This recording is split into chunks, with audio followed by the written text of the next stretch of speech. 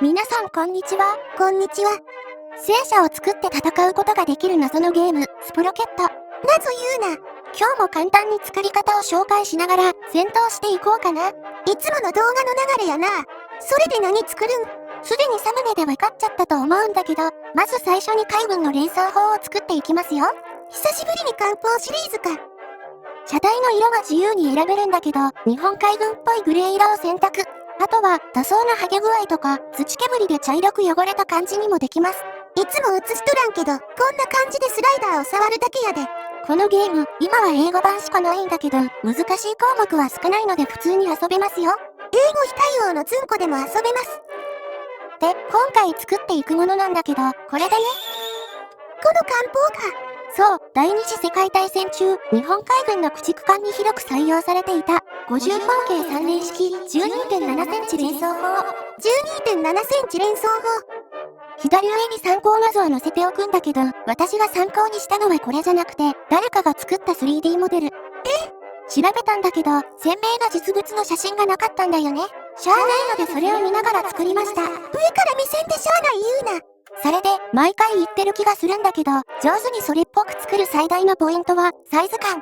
長さとか角度とか合わせた方がええってやつか。写真とか図面みたいなのをネットで探してきて、車体の全長から全部のサイズを導き出します。縦、横、高さ、サイズだけ合ってれば、あとはどうにでもなりますよ。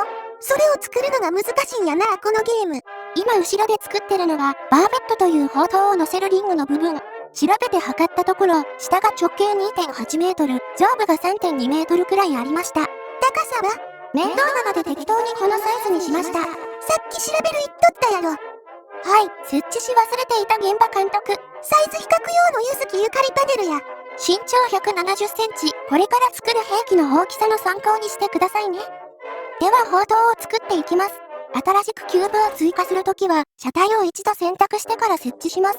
そうしないと、加工したキューブがまた四角い形に戻ってしまいますよ。よくある失敗やな。しかも、戻すボタンを押しても復活しないことあるからね。ダメやん。はい、12.7 センチ連装砲の全長は、多分 5.8 から 5.9 メートルくらい。幅は 4.5 メートルくらい。高さは2メートル5センチから20センチくらいかな。このくらいの大きさか。目安として、畳14畳くらいの大きさになるね。最初に前側の構造を作る。段差になっとるところか。今回砲塔構造は、一つのキューブを加工して全部作りました。慣れのうちはいくつか組み合わせて作った方がええな。例えばこの部分とかも別キューブで作る方法もあるね。大雑把に加工しながら形を作っていきますよ。後ろの部分は前から3メートル10センチくらいのところで折れ曲がっていました。ちなみにこの周りにあるキューブは何なん？このゲーム、物差しツールといった長さを測る機能がなくて、別のキューブで測りながら砲塔部分の長さを見てるんだよね。長さを測る基本的機能が存在しない。お尻の丸みは面を選択してエクステンド、縮めながら曲面を作ると楽ですよ。ゆるふわエクステンド工法とか言っとったやつか。あとはスムースアングルを調整すれば綺麗になるね。後ろの形できた。ゆるふわ軍事チャンネル。前側なんだけど、エクステンド工法を使わず曲面を作る方法は、辺を分割して頂点を作る以外ない。これでええんやない？ぶっちゃけこれでもいいんだけど、問題なのは、頂点が大量にできちゃうことがある。それか。このゲーム、頂点数の上限みたいなのがあって、大量にやると動作が極端に重くなります。無駄な頂点を削除したり、結合する手間が生じると。そういうことだね。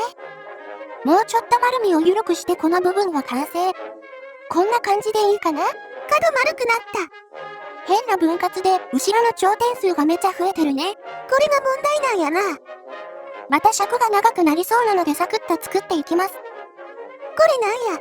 この部分が丸みを作るための連想法の軸だね。合わせるようにして形状を丸ませるんか。その前に前側のへこみを作り忘れていたので作っておきます。ここんところやな。へこませたいときは、エクステンドで一旦面を盛り上げてから下げる。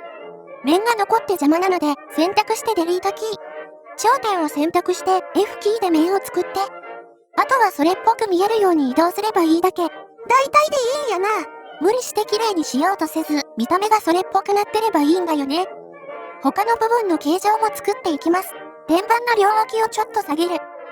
下書き用の円柱に合わせて角度を調整。砲塔左側についていたのが照準光。エクステンドしたら頂点を移動してそれっぽい形にする。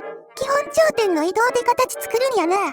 そう、ない場合は辺を分割する必要があるんだけど、最終的に手動で頂点を移動するだけだね。3DCG のように覚えないといけないような作り方もなくて、すべて手動操作なのである意味で優しいよね。はい、いろいろ置きっぱなしだけど砲塔の形は完成。砲塔できた。では方針を乗せていきましょう。その前に作るのは方針を乗せる構造。最初はわざわざ作る必要もないと思うんだけど、動きをそれっぽく見せたいので、今は作っているね。二軸でスタビライザー的なものを作るとか、方針につける装飾に必要なやつやな。特に現代の戦車は方針に装備がついていて、装飾も連動させて動かしたいから作らないとダメだね。今回は連想法だからまとめて管理しやすいように板状の装飾を作る。前作った円柱のキューブを乗せて、ここで方針の行角、上下方向の角度を設定。連想法なので2つ作ります。これに乗せるのが方針やな。そう、こうすることで円柱が上下に回転して、方針は上下に動く仕組み。これも思いつくまで結構時間かかった気がするね。搭載した方針はこんな感じ。127mm 砲で初速638メートル、貫通力は鉄鋼弾で最大で 212mm。方針の長さは4メートル65センチにしました。それと、方針の先っちょがちょっと膨れていたので、同じように作ってみましたよ。あとは砲弾。このように砲弾を乗せることも考えないといけないので、円柱構造を作った感じだね。できたら反対側にコピーやな。オルトキーを押して方針をコピー。出来上がったら内部に埋め込んでこの部分は完成。砲塔の形できてきた。すっかり忘れていた砲手用の覗き窓。方針は左右独立しているので、両方の円柱に乗せる必要があります。これって、例えば車体につけるとかでもええん。砲手用の覗き窓は方針をつけたキューブに乗せないとダメかな。この仕様もちょっとわかりにくいな。これが戦闘中の砲手視点になるので、外に出さないと敵を狙えないね。次に、方針周りの装飾というか凹み。実物ではカバーがついとったところや。スプロケットでは革のようなカバーは再現できないので、戦車のように何もついていない見た目にします。正直なところ塗装でごまかせばいいと思ったんだけど、しゃあないので作っていきますよ。しゃあない言うな。これね、めっちゃ大変なんだって。こんな感じで、辺を分割して頂点を作りまくる必要がある。出来上がったらエクステンドで盛り上げてから凹ます。頂点数を結合して減らさないとダメだね。面倒なのでもうやめておきました。またカクカクで戦闘できんくなるで。はい、これで砲塔と方針は完成。あとは全体の装飾をつけていきます。これなんや。よくわかんないけど、砲塔の補強パーツとかって書かれていたかな？補強パーツなんか。資料でも違うみたいなんだけど2本あったみたい。そして手すり。今回一番作るのに時間がかかったパーツがこれ。なかなか思うように作れないので、それっぽい形のものを乗せていきました。ものの数秒で終わったけど側面だけで1時間くらいかかった。草。さらに複雑なものが天板にあるんだよね。皆さん上手に作れていたらいいねしてあげてくださいね。先っちょのカーブとか簡単そうに見えてめちゃ時間かかる。左側完成。右側も気合で作る。最後に中央部分も作り上げれば終わりだね。天板構造できた。あとは砲塔全体の装飾をつける。こんな感じでリベットのような模様をつければついに完成です。そうそう、そこの補強パーツもちゃんとつけましたよ。それでは、完成した5中口径3連式 12.7 センチ連想法を見ていきましょう。重量120トン。実物はどのくらいやったん？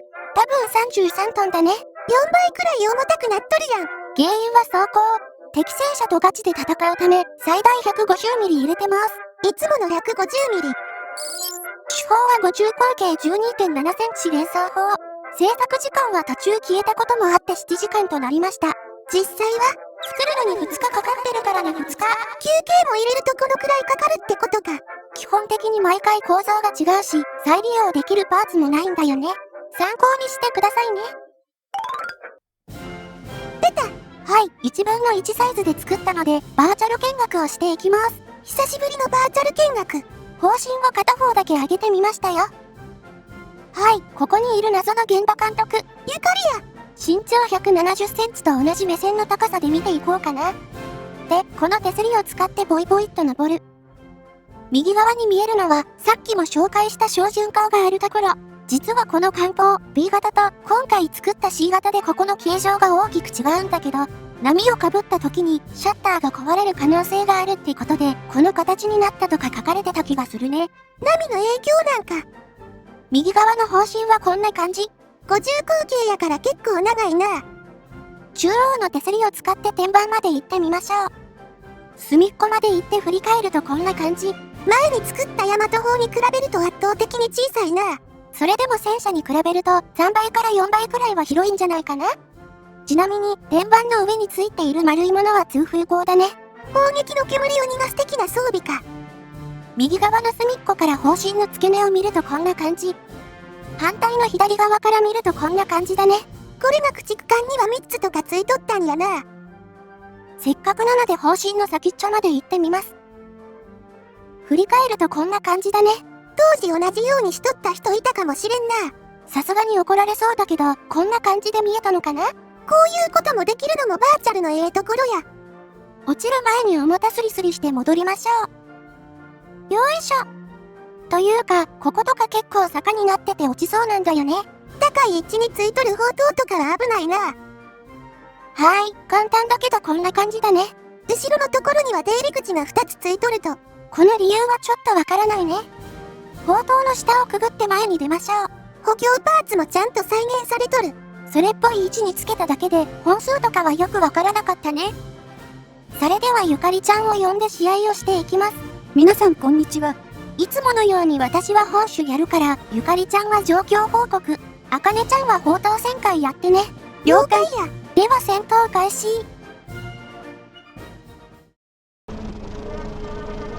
はい、久しぶりにこのシナリオ。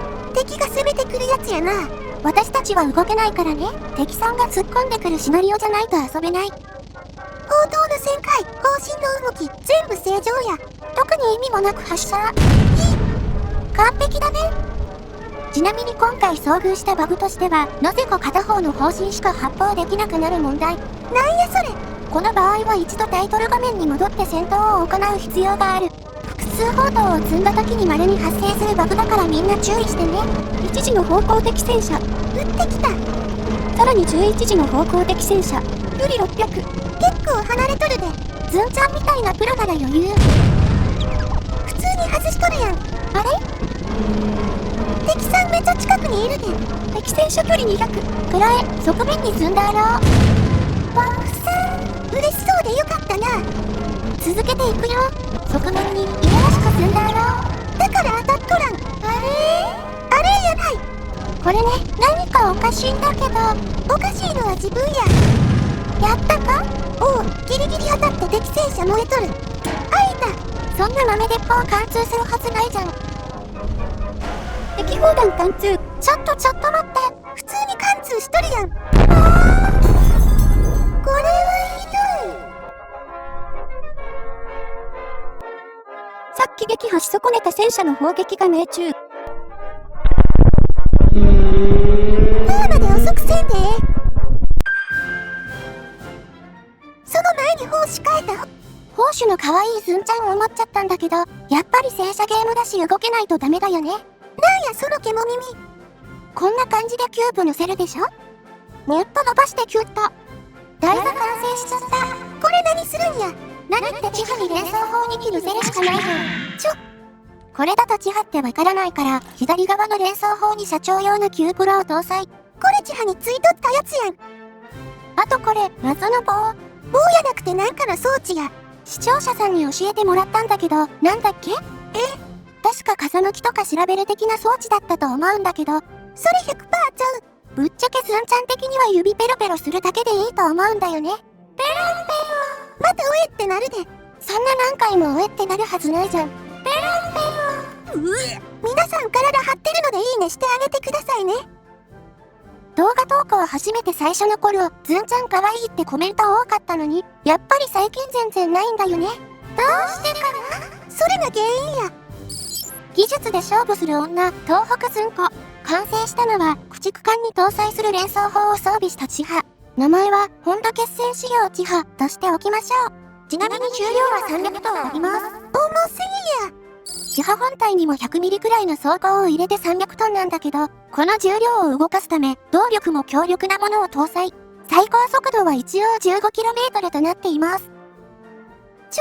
みんな大好き、山ちゃんの手法と比較するとこんな感じ。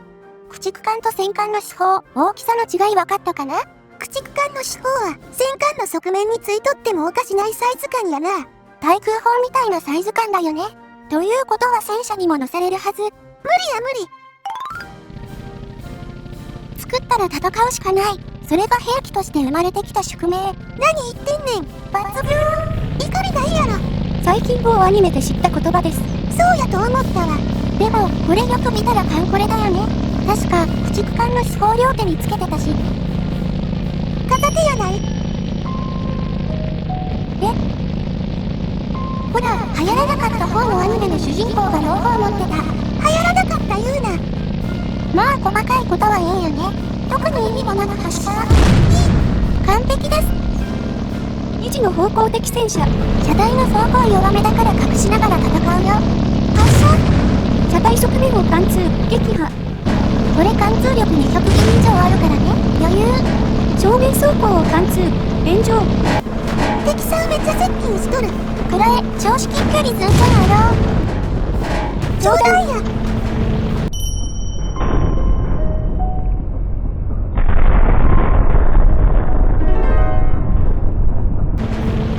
これが米兵戦車の実力か。米兵言うな。ずんちゃんは課金戦車には負けません。普通にコンピュータ戦車や。敵戦車炎上。敵戦車固まっとる。これはチャンス。エアロシック発射。敵戦車2両撃破。横に砲塔を乗せたから広く当たるんか。そういうことみたいね。外から砲撃見るとこんな感じ。明らかにおかしい戦車や。敵の第一波、全滅。ちょっと強く作りすぎちゃったかな？さっき爆散しとったやろ。はい、今日の抽選者ガチャは何かな？特通や。あかねちゃん谷間まで移動。遺体切られる可能性あるから隠しながら戦うよ。了解。で、さっきから狙ってるんだけど、当たらない。何やってんねん。これね、左右の砲塔で飛ぶ位置が違うから混乱するんだよね。よいしょ。敵戦車の側面を貫通、撃破。もはやまぐれあたりの感じや。一時の方向的戦車。突っ込んできとる。このくらいかな？多分車体側面に命中、撃破。左から敵戦車のエンジンオン。結構近くまで来てた。車体を貫通、炎上。一時の方向的戦車。ちょっと狙いにくいところにいるね。左や左。なんかめっちゃ接近されるで。これね、車体見えないと攻撃してこないから突っ込んでくる形になるんだよね。危ない。側面狙われるのはまずい。敵戦車の砲塔に命中、撃破。正面、ちょっと見えとるで。当たり方悪いと普通に抜かれるから注意。敵戦車撃破。残りは多分遠くにいる戦車かな。距離1200、丘の上に敵戦車2両。ちょっと待って、敵さん前後してるんだけど、これ何や。やっぱりちょっと動きがおかしいんだよね。砲塔に命中、撃破。やだ、ずんちゃん射撃精度上がってきちゃった。ちなみにすでに5回外してます。結構離れてるんだって。車体側面に命中、撃破。10時の方向敵戦車。本土に攻め込む敵戦車。それを迎え撃つずんちゃん戦車。という脳内設定をお楽しみください。発射。一発命中、上弾。発射。砲撃ミス。発射。砲撃ミス。砲撃ミス。どうなってる？当たった当たった。正面走行を貫通、撃破。敵戦車、残り1両。ちょっと見えないから移動。丘の上におる。砲塔の先っちょだけが一人で。これね、多分登れない気がするんだよね。どうするんや。どうするって、ここから狙うしかない。距離1100メートル。このくらいかな？発射。方針付け根付近に命中。敵戦車、全滅。今のはすごいやん。ずんちゃんチーム、今回も大勝利。車体強化しとってよかったな。何回か貫通されたけど。自破のままだったらまず勝てなかったね。はい、ということで、これまでいくつか作ってきた海軍シリーズの兵器。今回回で9個目なんか。意外とたくさん作ってきたよね。次回何を作るのか、ぜひ期待して待っててくださいね。みんなも面白いの作ってみてな。最後までご視聴ありがとうございました。では、次回の動画でお会いしましょう。またね。またな。